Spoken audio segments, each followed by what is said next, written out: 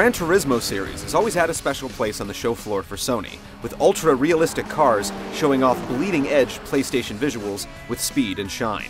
Internally developed and tailored to all the strengths of the system, GranTurismo 5 looks like it's definitely up to the task. And while the final game could be a ways off, GranTurismo 5 Prologue will let players go for a test drive well before the final game is available.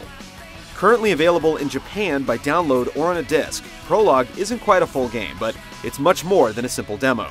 The game's slick and modern front end is known as My Page, and from here you'll have access to all the game's content. This hub screen features your current vehicle, a menu, and a calendar to track racing events. If you're online, you'll get info on real-world weather conditions for tracks around the world.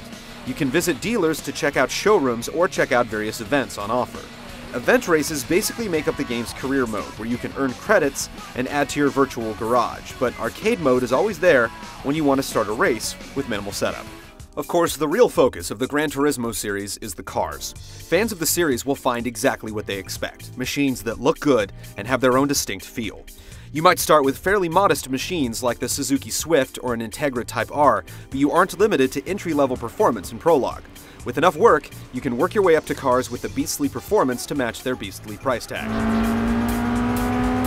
The Japanese version of Prologue offers 37 vehicles, but Sony claims the US version will have more.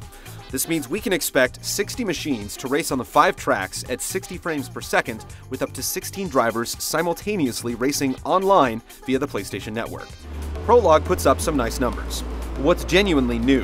A graphics and physics tweak is expected with the jump to new technology, but the game's new in-cockpit view, which actually models the dashboard, instrument panels, and hands on the wheel, is a substantial addition that lets the game show off the interior and exterior.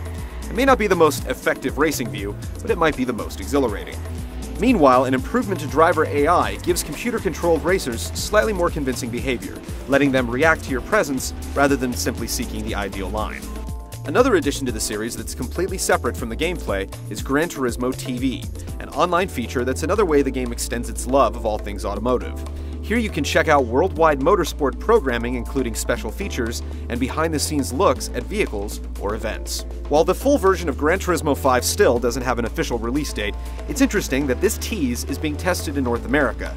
Despite only being half a game, you'll still need to shell out $40 to get the early look for yourself. Fans likely have already made up their minds, but it'll be interesting to see if it resonates with those with only a passing interest.